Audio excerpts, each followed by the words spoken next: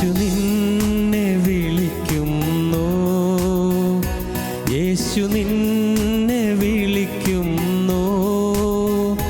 കാൽവരിയിൽ ഉയിർത്തന്നവനാം യേശു നിന്നെ വിളിക്കുന്നു. കാൽവരിയിൽ ഉയിർത്തന്നവനാം യേശു നിന്നെ വിളിക്കുന്നു.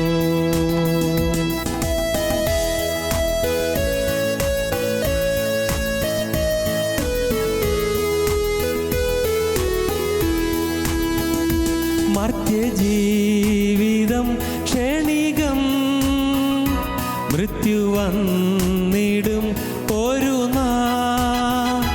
മർത്യജീവിതം ക്ഷണികം, മൃത്യു വന്നിടും ഒരു നാൾ. മറക്കാതെ നിന്നോട് ആത്മരക്ഷ മുന്നമേ നീ പ്രാപിക്കുവാൻ.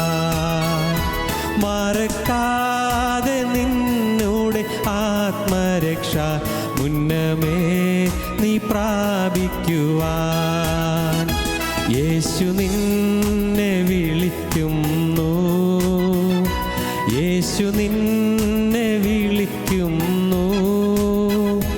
കാൽവരിയിൽ ഉയിർത്തന്നവനാം യേശു നിന്നെ വിളിക്കുന്നു.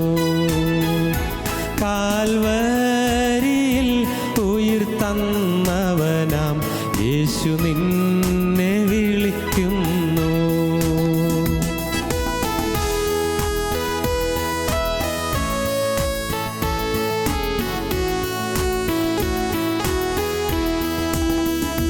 പാപത്തിൻ്റെ ഭാരത്തിനാൽ പാരം കേണു വലഞ്ഞിടുമോ?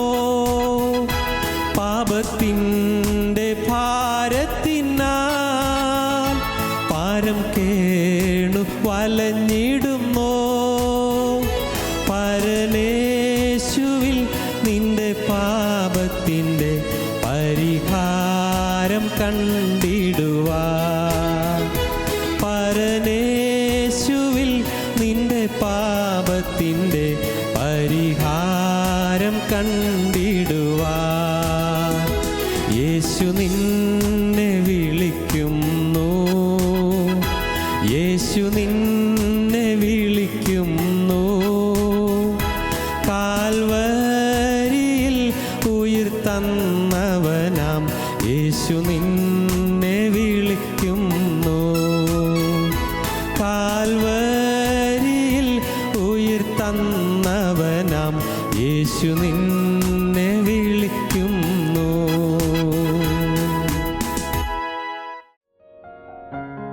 ഞങ്ങളും ക്രൂശിക്കപ്പെട്ട ക്രിസ്തുവിനെ പ്രസംഗിക്കുന്നു.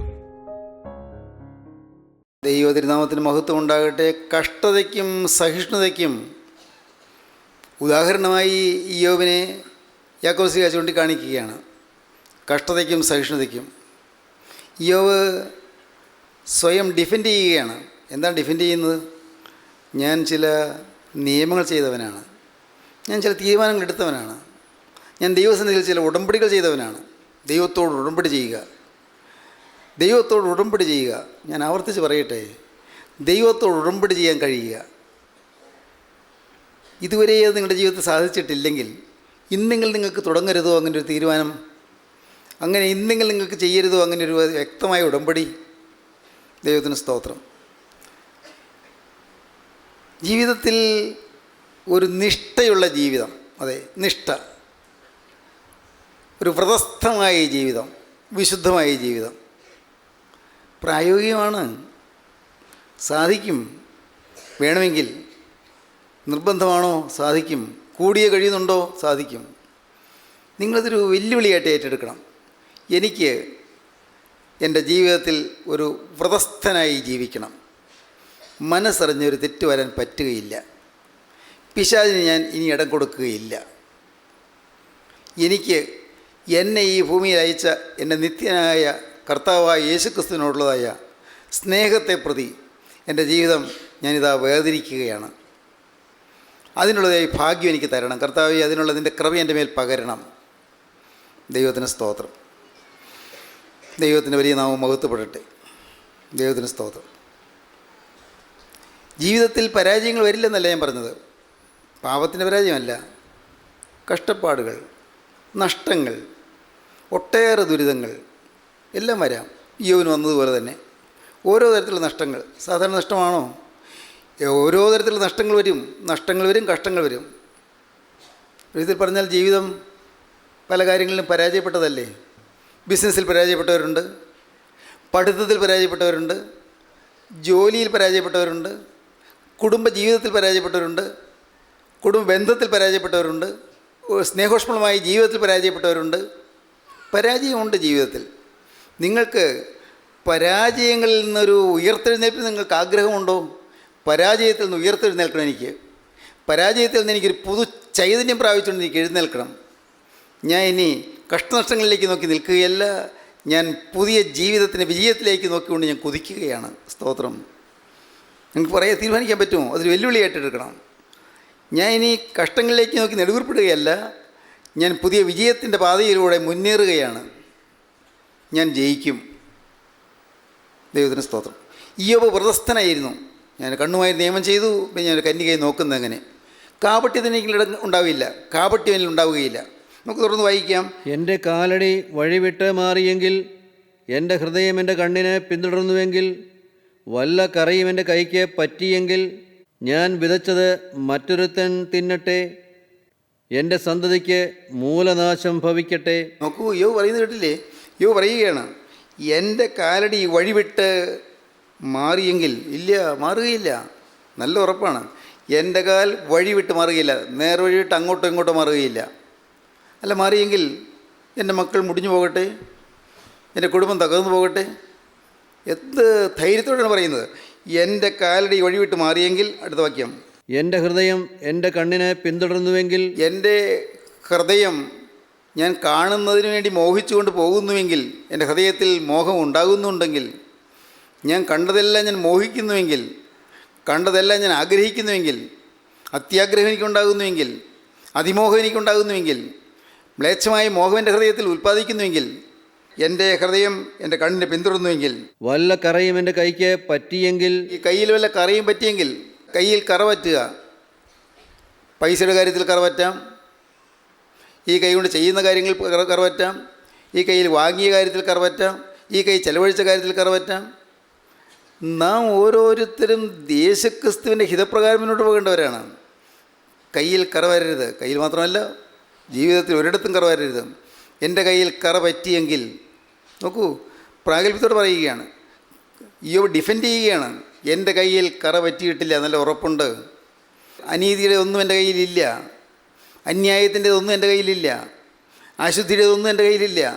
ഈ കൈ എരുതാത്തത് തൊട്ടിട്ടില്ല, ഈ കൈ എരുതാത്തത് പിടിച്ചിട്ടില്ല. സ്തോത്രം. എന്ത് സമാധാനത്തോടെ പറയുന്നത്, എന്ത് പ്രാഗൽഭ്യത്തോടെ പറയുന്നത്. ഈ കൈ എൻ്റെ രഹസ്യങ്ങൾ കാണുന്ന കർത്താവ് നോക്കുമ്പോൾ തെറ്റായ വഴിയിലേക്ക് നീങ്ങിയിട്ടില്ലേ, കൈ തൊട്ടിട്ടില്ല.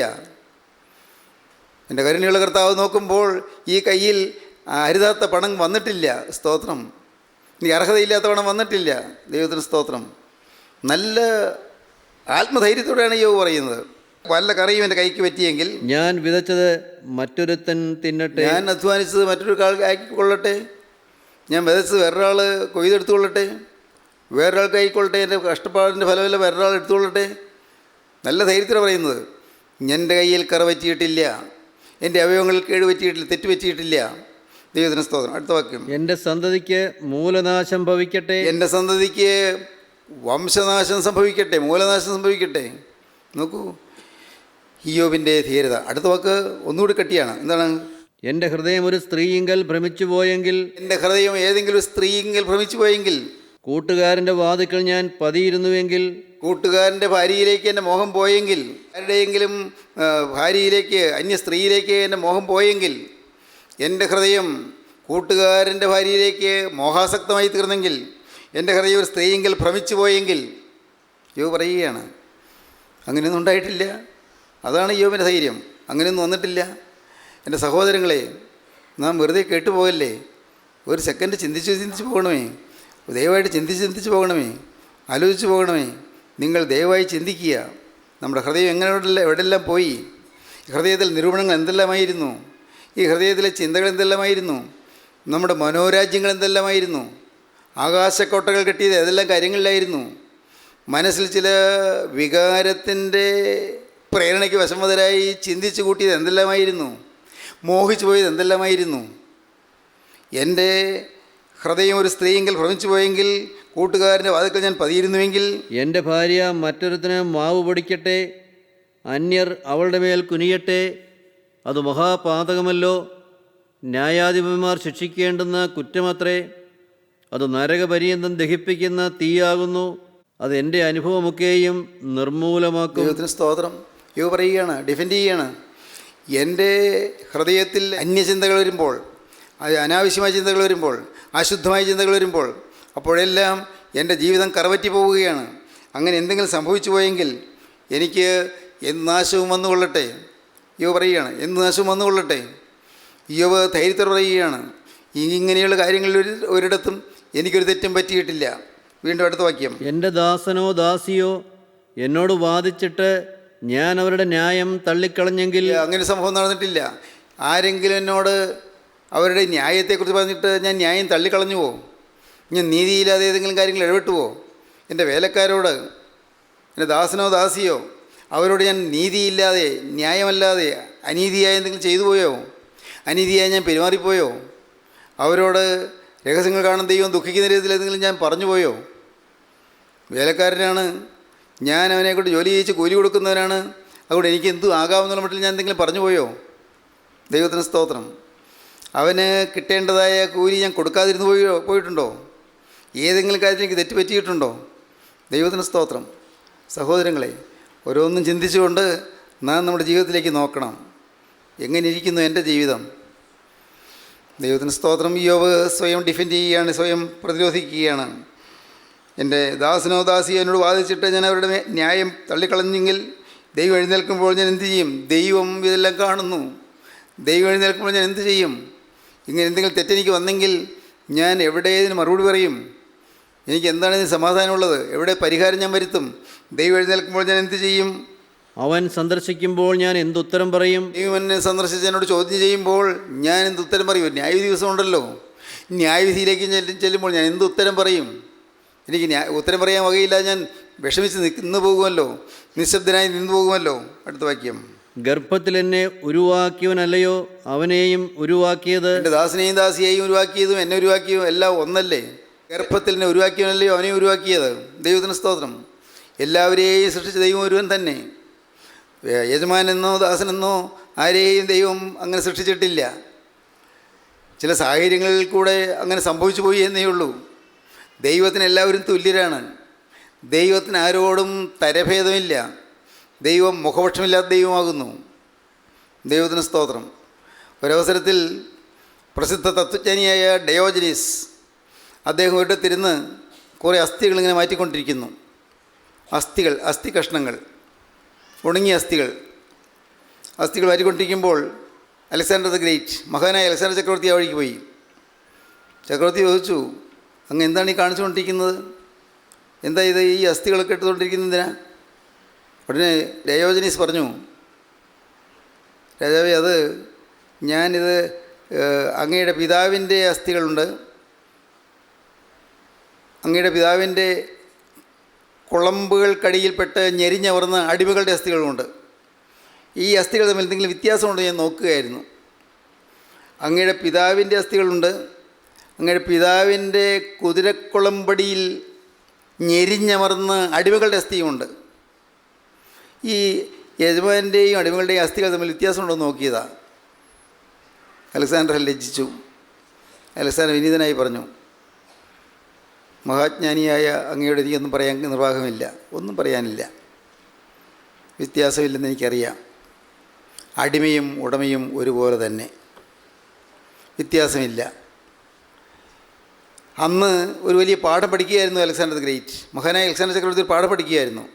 നോക്കൂ, ജീവനുള്ള ദൈവത്തിന് ആർക്കും തമ്മിൽ വ്യത്യാസം കാണാൻ സാധിക്കുകയില്ല. എല്ലാവരുടെയും ശരീരത്തിലൂടെ ഒരേ നിറത്തിലുള്ള രക്തമാണ് ഒഴുകുന്നത്. കറുത്തവൻ്റെ ശരീരത്തിൽ കൂടെ ഒഴുകുന്ന രക്തത്തിൻ്റെ നിറവും ചുവപ്പ്, വെളുത്തവൻ്റെ ശരീരത്തിൽ കൂടെ ഒഴുകുന്ന രക്തത്തിൻ്റെ നിറവും ചുവപ്പ്. രക്തത്തിൻ്റെ നിറത്തിന് മാറ്റമില്ല, രക്തത്തിൻ്റെ ഘടനയ്ക്ക് മാറ്റമില്ല, രക്തം ഒരുപോലെ. പ്രിയപ്പെട്ടവരെ, മനുഷ്യന് വ്യത്യാസം മനുഷ്യൻ കൽപ്പിക്കുന്നതാണ്, ദൈവം കൽപ്പിക്കുന്നില്ല. ധനികനെന്നോ ദരിദ്രനെന്നോ ദൈവം ഭേദം കൽപ്പിക്കുന്നില്ല. പണ്ഡിതനെന്നോ പാമരനെന്നോ ദൈവം ഭേദം കൽപ്പിക്കുന്നില്ല. ജീവനുള്ള ദൈവത്തിന് മുമ്പിൽ എല്ലാവരും തുല്യരാണ്. അതാണ് യോബ് പറയുന്നത്, എനിക്കെല്ലാവരും തുല്യരായിരുന്നു, അടിമയെന്നും ഉടമയെന്നും ഭേദമില്ലാതെ ഞാൻ എല്ലാവരെയും മാനിച്ചിരുന്നു. അതാണ് പറയുന്നത്. വീണ്ടും വായിക്കാം. ഉദരത്തിൽ ഞങ്ങളെ നിർമ്മിച്ചത് ഒരുത്തനല്ലയോ? ദരിദ്രന്മാരുടെ ആഗ്രഹം ഞാൻ മുടക്കിയെങ്കിൽ, വിധവയുടെ കണ്ണ് ഞാൻ ക്ഷീണിപ്പിച്ചെങ്കിൽ, അനാഥന് അംശം കൊടുക്കാതെ ഞാൻ തനിച്ച് എൻ്റെ ആഹാരം കഴിച്ചെങ്കിൽ. ഇതൊക്കെ പറയുന്നത്, ദരിദ്രന്മാരുടെ ആഗ്രഹം ഞാൻ മുടക്കിയോ? ദരിദ്രന്മാരുടെ ആഗ്രഹം ഞാൻ മുടക്കിയിട്ടില്ല. പിന്നെ വേറൊന്ന്, അടുത്തത് രണ്ടാമത്തത്, വിധവയുടെ കണ്ണ് ഞാൻ ക്ഷീണിപ്പിച്ചുവോ? ഒരു വിധവ കരയാൻ ഞാൻ ഇടവരുത്തിയോ? ഒരു വിധവ എൻ്റെ ഏതെങ്കിലും പ്രവൃത്തി മൂലമോ വാക്കുമൂലമോ കരയേണ്ടി വന്നുവോ? ദൈവത്തിന് സ്തോത്രം. എന്താണ് അങ്ങനെ പറയാൻ കാരണം? യാക്കോബ് പറയും എന്താണ് ഭക്തി എന്ന്. പിതാവായ ദൈവത്തിന് മുൻപാകെ ശുദ്ധവും നിർമ്മലവുമായുള്ള ഭക്തിയോ, അനാഥരെയും വിധവമാരെയും അവരുടെ സങ്കടത്തിൽ ചെന്ന് കാണുന്നതും ലോകത്താലുള്ള കളങ്കം പറ്റാതെ വണ്ണം തന്നെ താൻ കാത്തുകൊള്ളുന്നതുമാകുന്നു. യാക്കോബിൻ്റെ ലേഖനം 1-ാമത്തെ അധ്യായത്തിൽ പറയുന്നതാണ്. 1-ാം അധ്യായം അവസാന വാക്യം. പിതാവായ ദൈവത്തിൻ്റെ മുമ്പാകെ ശുദ്ധവും നിർമ്മലവുമായുള്ള ഭക്തിയോ, അനാഥരെയും വിധവമാരെയും അവരുടെ സങ്കടത്തിൽ ചെന്ന് കാണുന്നതും ലോകത്താലുള്ള കളങ്കം പറ്റാതെ വണ്ണം തന്നെത്താൻ കാത്തുകൊള്ളുന്നതുമാകുന്നു. എന്താണ് യഥാർത്ഥമായ ഭക്തി എന്ന് പറയുന്നത്? കുറേ നേരം ഇങ്ങനെ പ്രാർത്ഥിച്ചുകൊണ്ടിരിക്കുന്നതല്ല ഭക്തി. പ്രാർത്ഥിക്കാം. കുറേ നേരം ബൈബിൾ വായിച്ചുകൊണ്ടിരിക്കുന്നതല്ല ഭക്തി. ബൈബിൾ വായിക്കണം. യഥാർത്ഥമായ ഭക്തി എന്താണ്? പിതാവായ ദൈവത്തിന് മുൻപാകെ ശുദ്ധവും നിർമ്മലവുമായുള്ള ഭക്തിയോ, അനാഥരെയും വിധവമാരെയും അവരുടെ സങ്കടത്തിൽ ചെന്ന് കാണുന്നതും ലോകത്താലുള്ള കളങ്കം പറ്റാതെ വണ്ണം തന്നെത്താൻ കാത്തുകൊള്ളുന്നതുമാകുന്നു. ദുഃഖിക്കുന്ന ഒരു വിധവ, ദുഃഖിക്കുന്ന ഒരു അനാഥൻ, ആരോരുമില്ലാത്തവൻ, അവൻ്റെ കാര്യം നോക്കാൻ ദൈവമുണ്ട്. ദൈവം മാത്രമേ ഉള്ളൂ താനും. അവിടെ ദൈവത്തിൻ്റെ മനോഭാവത്തോടെ, ക്രിസ്തുവിൻ്റെ മനസ്സോടെ, ക്രിസ്തുവിൻ്റെ ഹൃദയത്തോടെ, ക്രിസ്തുവിൻ്റെ അതേ മനോഭാവത്തോടെ നാം സഹായം ചെയ്യുമെങ്കിൽ അത് ദൈവം പ്രസാദിക്കും. അനാഥനെ താങ്ങുന്നു. അവന് പഠിക്കാൻ മാർഗമില്ല, അവൻ ഏതെങ്കിലും തരത്തിലൊരു ഒത്താശ ചെയ്ത് കൊടുക്കുന്നു, സഹായം ചെയ്യുന്നു. അവന് ജീവിക്കാൻ കടപ്പാടമില്ല, അവൻ എന്തെങ്കിലും സഹായം ചെയ്യുന്നു, വീട് വയ്ക്കാനുള്ള ഏതെങ്കിലും തരത്തിലുള്ളതായ സഹായം ചെയ്തു കൊടുക്കുന്നു. അവന് ചികിത്സിക്കാൻ പണമില്ല, അവന് ഏതെങ്കിലും തരത്തിൽ സഹായിക്കാൻ നാം വളരെ ശ്രദ്ധയോടെ കരുതുന്നു, അവന് വേണ്ടി ശ്രദ്ധയോടെ നാം പ്രവർത്തിക്കുന്നു, അനാഥനെ സഹായിക്കുന്നു. തന്നെയുമല്ല, വീണ്ടും പറയുന്നു, വിധവ അവളുടെ ജീവിതത്തിൽ എന്നും ദുഃഖമല്ലേ ഉള്ളൂ. ഭർത്താവ് ഒരുമിച്ച് ജീവിച്ച കാലങ്ങൾ മനസ്സിലേക്ക് ഇടയ്ക്കിടയ്ക്ക് പൊന്തി വരും. ഹൃദയം തരളിതമാകും, ദുഃഖിതമാകും, വേദന കൊണ്ട് കണ്ണ് നിറയും. ആ നല്ല നല്ല കാലങ്ങൾ ഓർമ്മയുടെ നല്ല സ്നേഹത്തിൻ്റെ കാര്യങ്ങളെല്ലാം മനസ്സിലേക്ക് ഓർമ്മ വന്ന് ഹൃദയത്തെ വിഴുങ്ങുന്ന കാര്യങ്ങൾ, ഹൃദയത്തെ ദുഃഖിപ്പിക്കുന്ന കാര്യങ്ങൾ ഇല്ലേ? നിങ്ങൾ ചിന്തിച്ച് നോക്കൂ. സന്തോഷത്തോടെ കഴിഞ്ഞിരുന്ന കാലങ്ങൾ, ഒരുമിച്ച് യാത്ര ചെയ്ത കാലങ്ങൾ, ഒരുമിച്ച് ചിരിക്കുകയും സംസാരിക്കുകയും ചെയ്തതായ കാലങ്ങൾ, ആദ്യത്തെ കുഞ്ഞുണ്ടായപ്പോൾ സന്തോഷിച്ച് ദൈവത്തെ സ്തുതിച്ചതായ സമയങ്ങൾ, പ്രാർത്ഥനയ്ക്ക് യോഗത്തിന് ഒരുമിച്ച് പോകുകയും മനഃശുശ്രൂഷയിൽ ഒരുമിച്ച് പങ്കെടുക്കുകയും ചെയ്ത കാലങ്ങൾ, എന്തെല്ലാം ഓർമ്മയിലേക്ക് വരുന്നു. ഈ ഓർമ്മകളെല്ലാം നിർജ്ജീവമായി പോയല്ലോ. പാവം ആ സ്ത്രീ ദുഃഖിക്കുകയാണ്, ആ സ്ത്രീ വേദനിച്ച് പൊളയുകയാണ്. അയ്യോ കഷ്ടം, എല്ലാം തീർന്നല്ലോ, ഇനി എനിക്കിതെല്ലാം നിഷേധിക്കപ്പെട്ടല്ലോ. നല്ല നല്ല കാലങ്ങൾ, മധുര അനുഭൂതികളെല്ലാം നിഷേധിക്കപ്പെട്ടല്ലോ, തീർന്നല്ലോ നല്ല കാലം. അങ്ങനെ ദുഃഖിക്കുന്ന ഒരു പാവപ്പെട്ട വിധവയെ അവളുടെ ഹൃദയത്തിന് തണുപ്പ് കൊടുക്കുക, അവളുടെ ഹൃദയത്തിന് ആശ്വാസം കൊടുക്കുക, അവളുടെ നീറുന്ന ഹൃദയത്തിന് ഒരു കുളിർമ കൊടുക്കുക. അനാഥരെയും വിധവമാരെയും അവരുടെ സങ്കടത്തിൽ ചെന്ന് കാണുന്നതും ലോകത്താലുള്ള കളങ്കം പറ്റാതെ തന്നെ താൻ കാത്തുകൊള്ളുന്നതാകുന്നു. ഈ അനാഥനെയും വിധവയെയും സംരക്ഷണം ചെയ്യുമ്പോൾ ലോകത്തുള്ള കളങ്കം പറ്റരുത്, സൂക്ഷിക്കണം. സംരക്ഷണം ചെയ്യുമ്പോൾ മനുഷ്യൻ്റെ ഹൃദയത്തിലേക്ക് വരാവുന്ന ദുരാലോചനകൾക്ക് വഴിപ്പെട്ടു പോകരുത്. അനാഥനെയും വിധവയെയും സംരക്ഷണം ചെയ്യുമ്പോൾ ആ അനാഥനെ കൊണ്ട് എനിക്ക് ചില കാര്യങ്ങൾ നേടിയെടുക്കാമെന്നൊരു ചിന്ത വരരുത്, സ്വാർത്ഥചിന്തകൾ വരരുത്. ആ വിധവയെ ഏതെങ്കിലും തരത്തിൽ നശിപ്പിക്കാമെന്നോ അവളുടെ ചാരിത്രശുദ്ധി നഷ്ടപ്പെടുത്തുന്നതെന്നോ ഒരു ചിന്ത വന്നു പോകരുത്, ചിന്തയിൽ പോലും വരരുത്. അനാഥനെയും വിധവയെയും സംരക്ഷണം ചെയ്യണം. മാത്രമല്ല ലോകത്താലുള്ള കളങ്കം പറ്റാതെ വണ്ണം തന്നെ താൻ കാത്തുകൊള്ളണം. ലോകത്താളുടെ കളങ്കം പറ്റരുത്, കളങ്കം പറ്റാതെ കാത്തുകൊള്ളണം. ദൈവത്തിന് സ്തോത്രം. ദൈവത്തിൻ്റെ വലിയ നാമം മഹത്വപ്പെടട്ടെ. ദൈവത്തിന് സ്തോത്രം. സഹോദരങ്ങളെ, നിങ്ങൾക്കെല്ലാം മനസ്സിലാവുന്നുണ്ടെന്ന് എനിക്ക് തോന്നുന്നു, എല്ലാം ഗ്രഹിക്കാൻ പറ്റുന്നുണ്ടെന്ന് എനിക്ക് തോന്നുന്നു. ദൈവത്തിന് സ്തോത്രം. ജീവനുള്ള ദൈവത്തിൻ്റെ പരിശുദ്ധാത്മാവ് നമ്മിൽ വസിക്കുമ്പോൾ വേദനിക്കുന്നതിൻ്റെ വേദനയിൽ നിന്നും അറിയാതെ പങ്കാളിയായിപ്പോൾ തീർന്നു പോകും. യേശുക്രിസ്തുവിൻ്റെ ആത്മാവ് നമ്മിൽ വസിക്കുന്നുവെങ്കിൽ ദുഃഖിക്കുന്നതിൻ്റെ ദുഃഖം കണ്ട് നാമും ദുഃഖിച്ചു പോകും. സന്തോഷിക്കുന്നവരോടുകൂടെ സന്തോഷിക്കുകയും കരയുന്നവരോടുകൂടെ കരയുകയും ചെയ്യുവിൻ. അപ്പോസ്തലനായ പൗലോസ് റോമർക്ക് എഴുതിയ ലേഖനം 12-ാം അധ്യായത്തിൽ പറയുന്നു, സന്തോഷിക്കുന്നവരോടുകൂടെ സന്തോഷിക്കുകയും കരയുന്നവരോട് കരയുകയും ചെയ്യുവിൻ. കരയുന്നവരോടെ ഒപ്പം ഇരുന്ന് കരയാൻ സാധിക്കുക, അത് ക്രിസ്തുവിൻ്റെ ആത്മാവുള്ള ഒരു ദൈവവേദലിൻ്റെ ഭാഗ്യമാണ്, ഒരു പദവിയാണ്. കരയുന്നവരുടെ കൂടെ കരയാൻ സാധിക്കുക, വേദനിക്കുന്നവരുടെ കൂടെ വേദനിക്കാൻ സാധിക്കുക, ഹൃദയം വേദനിക്കുക, ഉള്ളം വേദനിക്കുക, കഴിയുമെങ്കിൽ അത് മറ്റാരും കാണാതെ വേദനിക്കുക. എങ്ങനെയാണത്? ഒരാൾ വിഷമിക്കുന്നത്, ആളുടെ വിഷമത്തിൽ ഞാൻ പങ്കാളിയായി ഞാൻ വേദനിക്കുന്നു, മറ്റാരും അറിയരുത്. മറ്റാരും അറിഞ്ഞാലോ അപ്പോൾ എനിക്ക് പ്രതിഫലം കിട്ടിപ്പോയി. ദൈവത്തിന് സ്തോത്രം. ഞാനൊരു അനാഥനെ സഹായിക്കുന്നത് വേറെ ആരെങ്കിലും അറിഞ്ഞാലോ എനിക്ക് പ്രതിഫലം ഇവിടെ വെച്ച് തന്നെ കിട്ടിക്കഴിഞ്ഞു, പിന്നെ സ്വർഗത്തിൽ പ്രതിഫലം ഇല്ല. ഇവിടെ 4 പേര് എന്നെ കുറിച്ച് മാനിച്ച് പറയുന്നു, കണ്ടു ആ മനുഷ്യൻ എന്ത് ഉപകാരിയാണ്, എന്ത് മനോഗുണ പ്രവൃത്തിയുള്ള ആളാണ്, അദ്ദേഹത്തിൻ്റെ ഹൃദയം എന്ത് നല്ല ഹൃദയമാണ് എന്നൊക്കെ ആളുകൾ പ്രശംസിച്ചപ്പോൾ എനിക്ക് പ്രതിഫലം കിട്ടിപ്പോയി. വലം കൈ ചെയ്യുന്നത് ഇടം കൈ അറിയരുത്, വലം കൈ ചെയ്യുന്നത് ഇടം കൈ അറിയരുത്. പ്രതിഫലം ഇവിടെ വെച്ച് പ്രാപിച്ചിട്ട് പ്രയോജനമില്ല. പ്രതിഫലം അങ്ങ് ചെല്ലുമ്പോൾ മരണാനന്തര ജീവിതത്തിൽ പ്രതിഫലം കിട്ടണം. ദൈവത്തിന് സ്തോത്രം. നാം ആരുടെയെങ്കിലും കാര്യത്തിൽ കരുണ കാണിക്കുക, ഒരാൾ കരയുമ്പോൾ നാം ഒപ്പം കരയുക. ഒരിക്കലും നിവൃത്തിയുണ്ടെങ്കിൽ കണ്ണീര് വരാതെ നോക്കുക, കണ്ണീരാരും കാണാതെ നോക്കുക. നമ്മുടെ ദുഃഖം ആരും അറിയാതെ നോക്കുക. നമ്മുടെ ദുഃഖം ആരെങ്കിലും അറിഞ്ഞാൽ കണ്ടോ എന്തൊരു കരുണയുള്ള ആളാണ്, ആളുകൾ ബഹുമാനിക്കും. അയ്യോ ആ മനുഷ്യനുണ്ടല്ലോ എന്തൊരു കരുണ, എന്തൊരു ആർദ്രത, കണ്ടില്ലേ അദ്ദേഹം കൂടെ കരയുന്നത്. ആ പാവപ്പെട്ടവരുടെ വേദന കണ്ടിട്ട് അദ്ദേഹം കരയുന്നത് കണ്ടില്ലേ.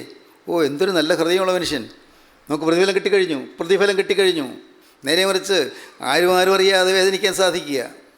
ഇനി പറയുന്നത് നിങ്ങൾക്ക് മനസ്സിലാകുന്നുണ്ടോ? ആരും അറിയാതെ കഷ്ടതയിൽ പങ്കാളിയാകാൻ സാധിക്കുക, ദുഃഖത്തിൽ പങ്കാളിയാകാൻ സാധിക്കുക. ദൈവത്തിന് സ്തോത്രം. വീണ്ടും അടുത്ത വാക്യം വരുമ്പോഴേക്കും പറയും, ഞാൻ ദരിദ്രന്മാർക്ക് ഞാൻ അപ്പനായിരുന്നെന്ന്. അതാണ് വായിക്കാം, 16-ാം വാക്യം വായിക്കാം. ദരിദ്രന്മാരുടെ ആഗ്രഹം ഞാൻ മുടക്കിയെങ്കിൽ, വിധവയുടെ കണ്ണ് ഞാൻ ക്ഷീണിപ്പിച്ചെങ്കിൽ, വിധവ കരഞ്ഞു വിഷമിക്കുന്ന ആ പാവ സ്ത്രീയുടെ കണ്ണ് ഞാൻ ക്ഷീണിപ്പിച്ചെങ്കിൽ, അനാഥന് ഞാൻ അംശം പങ്കുകൊടുക്കാതെ, ഞാൻ തനിയെ എൻ്റെ ആഹാരം കഴിച്ചുവെങ്കിൽ, ബാല്യം മുതൽ ഞാൻ അപ്പനെന്ന പോലെ അവനെ വളർത്തുകയും, അനാഥനെയും ദരിദ്രനെയും വളർത്തിയിരുന്നു. ഡിഫെൻഡ് ചെയ്യുകയാണ്, തൻ്റെ ന്യായം സ്ഥാപിക്കുകയാണ്. അനാഥർക്ക് ഞാൻ അപ്പനായിരുന്നു, അഗതികൾക്ക് ഞാൻ ദരിദ്രന്മാർക്ക് ഞാൻ അപ്പനായിരുന്നു. അവർ വസ്ത്രമില്ലാത്തവർക്ക് ഞാൻ വസ്ത്രം കൊടുത്തു. തുടർന്ന് വായിക്കുമ്പോൾ കാണാം 31 അധ്യായം മുഴുവൻ അതുപോലുള്ളതായ തൻ്റെ സ്വന്തം ജീവിതാനുഭവങ്ങൾ വിവരിക്കുകയാണ്. അനാഥർക്ക് ഞാൻ തുണയായിരുന്നു, ദരിദ്രന്മാർക്ക് ഞാൻ അപ്പനായിരുന്നു, പാവപ്പെട്ടവർക്ക് ഞാൻ ആഹാരം കൊടുത്തിരുന്നു. ദൈവത്തിന് സ്തോത്രം. ദൈവത്തിന് വലിയ നാമം മഹത്വപ്പെടട്ടെ. പറയുകയാണ്, വിധവയുടെ കണ്ണ് ഞാൻ ക്ഷീണിപ്പിച്ചെങ്കിൽ, അനാഥന് അംശം കൊടുക്കാതെ ഞാൻ തനിച്ചെൻ്റെ ആഹാരം കഴിച്ചെങ്കിൽ, ബാല്യം മുതൽ ഞാൻ അപ്പനെന്ന പോലെ അവനെ വളർത്തുകയും ജനിച്ചു മുതൽ അവളെ പരിപാലിക്കുകയും ചെയ്തുവല്ലോ. എക്കാലത്തും ഞാൻ അനാഥനും അഗതിക്കും ഞാൻ സഹായം ചെയ്തിരുന്നു, ദരിദ്രന് ഞാൻ ആഹാരം കൊടുത്തിരുന്നു. വീണ്ടും അടുത്ത വാക്യം.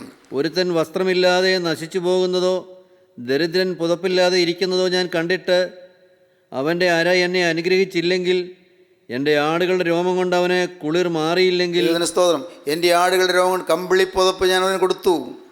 അവൻ വസ്ത്രമില്ലാതിരിക്കാൻ ഞാൻ സമ്മതിച്ചില്ല. അവൻ്റെ അരയിൽ വസ്ത്രം എടുക്കാനില്ലാതെ അവൻ നഗ്നനായിരിക്കാൻ ഞാൻ ഇടവരുത്തിയില്ല. ഞാൻ വസ്ത്രം കൊടുത്തു, അവന് കുളിർ മാറാനായിട്ട് ഞാൻ കമ്പിളി പുതപ്പ് കൊടുത്തു. എൻ്റെ ആടുകളുടെ രോമം കൊണ്ടുള്ള കമ്പിളി പുതപ്പ് ഞാൻ അവന് കൊടുത്തു. അങ്ങനെ ഞാൻ എല്ലാ നന്മകളും ചെയ്തു. ദൈവത്തിന് സ്തോത്രം. ഇതെല്ലാം അഭിമാനത്തോടെ ദൈവത്തോട് പറയുകയല്ല. കർത്താവേ, ഇതെല്ലാം നീ കാണുന്നില്ലേ എന്നാണ് ചോദിക്കുന്നത്. നീ ഇതെല്ലാം അറിയുന്നില്ലേ എന്ന് നിങ്ങൾക്കും ചോദിക്കാം. കർത്താവേ, നീ എന്നെ വിലയ്ക്ക് വാങ്ങിയതല്ലേ, നിൻ്റെ ചങ്കിലെ ചോരയൂറ്റി നീ എന്നെ വിലയ്ക്ക് വാങ്ങിയതല്ലേ, തിരുരക്തത്തിൻ്റെ വിലയായി നീ എന്നെ സ്വീകരിച്ചതല്ലേ, നീ എന്നെ നിൻ്റെ മകനാക്കി തീർത്തതല്ലേ, പിശാചിൻ്റെ സന്തതിയായിരുന്ന എന്നെ നിൻ്റെ മകളാക്കി നീ തീർത്തതല്ലേ, പാപം ചെയ്ത് പരിശീലിച്ചു പോയ എന്നെ നീ നിൻ്റെ വകയാക്കി തീർത്തതല്ലേ. എൻ്റെ കർത്താവേ, ഇപ്പോൾ ഞാൻ നിന്നോട് ചോദിക്കട്ടെ. കർത്താവേ, ഞാൻ നിൻ്റെ സന്നിധിയിൽ ഒരു തീരുമാനം എടുത്തതിന് ശേഷം പിന്നെ ഞാൻ പാവത്തിലേക്ക് പോയിട്ടില്ലല്ലോ. കർത്താവേ, ഞാൻ എൻ്റെ ജീവിതത്തിൽ നിൻ്റെ സന്നിധിയിൽ ഉടമ്പടി ചെയ്തതിന് ശേഷം പിന്നെ ഞാൻ തിന്മയിലേക്കൊന്നും പോയിട്ടില്ലല്ലോ, നിനക്കറിയാമല്ലോ. കർത്താവേ, മനസ്സറിഞ്ഞൊരു ദോഷത്തിലേക്ക് പോകാതെ ഞാൻ ഭാഗ്യവശാൽ എന്നെ തന്നെ സൂക്ഷിക്കാൻ നീ എനിക്ക് കൃപ തന്നുവല്ലോ. ദൈവത്തിന് സ്തോത്രം. എല്ലാം കൃപ യേശുവേ, എല്ലാം കൃപ. നിൻ്റെ കൃപയാൽ തെറ്റ് വരാതെ എനിക്ക് ജീവിക്കാൻ പറ്റിയല്ലോ. നിൻ്റെ കൃപയാൽ അശുദ്ധി സംഭവിക്കാതെ എനിക്ക് ജീവിക്കാൻ പറ്റിയല്ലോ. എൻ്റെ കർത്താവേ, ഇത്രയും കാലം നീ എന്നെ പോറ്റിയല്ലോ. ഈ നാളെല്ലാം നീ എന്നെ കാത്തല്ലോ. ദൈവത്തിന് സ്തോത്രം. പ്രിയപ്പെട്ടവരെ, നിങ്ങൾക്കിത് പറയാനുള്ള പ്രാഗൽഭ്യം ഉണ്ടാകട്ടെ. അത് ഇതുവരെയും ആ പ്രാഗൽഭ്യം ഇല്ലെങ്കിൽ ഇന്ന് നിങ്ങൾ വ്യക്തമായ തീരുമാനത്തിലേക്ക് വരൂ. യേശുവേ, നിൻ്റെ ജീവൻ്റെ രക്തം എനിക്ക് വേണ്ടി നീ ഊറ്റി, നിൻ്റെ ചുടുരക്തം എനിക്ക് വേണ്ടി നീ ഒഴുക്കി, എന്നെ നീ പിശാചിൻ്റെ കയ്യിൽ നിന്ന് വിലയ്ക്ക് വാങ്ങി. നാഥ, ഞാൻ നിൻ്റെ വകയാണ്, ഞാൻ നിൻ്റെ മാത്രം വകയാണ്. ഇനി ഞാൻ മനസ്സറിഞ്ഞ് നിന്നെ വിട്ട് ഞാൻ മാറുകയില്ല, പാപത്തിലേക്ക് ഞാൻ പോവുകയില്ല. നിങ്ങൾക്ക് തീരുമാനിക്കാം. യേശുക്രിസ്തുവിൻ്റെ കരങ്ങളിലേക്ക് നിങ്ങളുടെ ഭാവി നിങ്ങൾക്ക് ഏൽപ്പിച്ചു കൊടുക്കാം. യേശുക്രിസ്തുവിനോട് നിങ്ങൾക്ക് വാക്ക് പറയാം. ഇന്നത്തെ ഈ ദിവസം നിങ്ങളുടെ ജീവിതത്തിൽ നിർണായകമായൊരു സുദിനമായി മാറട്ടെ. നിർണായകമായ സുദിനം. ഹല്ലേലൂയ, ദൈവത്തിന് സ്തോത്രം.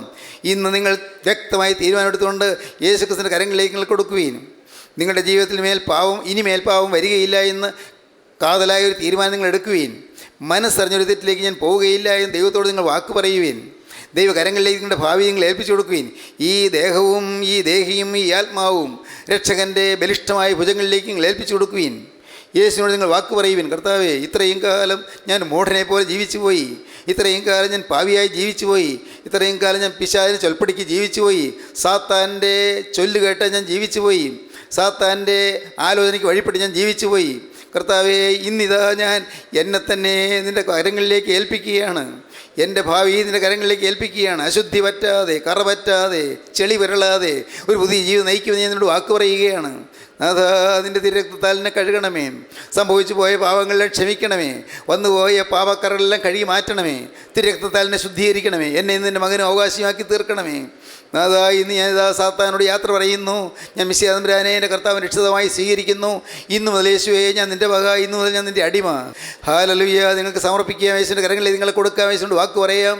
ഇപ്പോൾ നിങ്ങൾ തന്നെ കൊടുത്തുകൊണ്ട് നിങ്ങൾക്ക് യേശുവിനോട് പറയാം, യേശുവേ, ഈ നിമിഷം മുതൽ ഞാൻ നിൻ്റെ വക, നിൻ്റെ മാത്രം വക. ഹല്ലേലൂയ, ദൈവത്തിന് സ്തോത്രം. നമുക്ക് പ്രാർത്ഥിക്കാം. കാരുണ്യവാനായ ഞങ്ങളുടെ സ്വർഗീയ പിതാവേ, ഈ മനോഹരമായ സമയത്തിനായി ഞങ്ങൾ നിന്നെ സ്തുതിക്കുന്നു, ഞങ്ങൾ നിന്നെ സ്തോത്രം ചെയ്യുന്നു. ഈ മക്കളെല്ലാം അനുഗ്രഹിക്കണമേ. എല്ലാവരെയും നിൻ്റെ കൃപയിൽ കാക്കണമേ. നിൻ്റെ തിരക്തത്താൽ ഈ മക്കളെ ആവരണം ചെയ്യണമേ. എല്ലാ നന്മകളാലും ഈ മക്കളെ അലങ്കരിക്കണമേ. അവിടുത്തെ രണ്ടാമത്തവരെ വേണ്ടി എല്ലാവരെയും ഒരുക്കണമേ. യേശു ക്രിസ്തുവിൻ്റെ ജയകരമായ നാമത്തിൽ പ്രാർത്ഥിക്കുന്നു. കൃപയോടെ കേൾക്കണം പിതാവേ. ആമീൻ. ഹല്ലേലൂയ.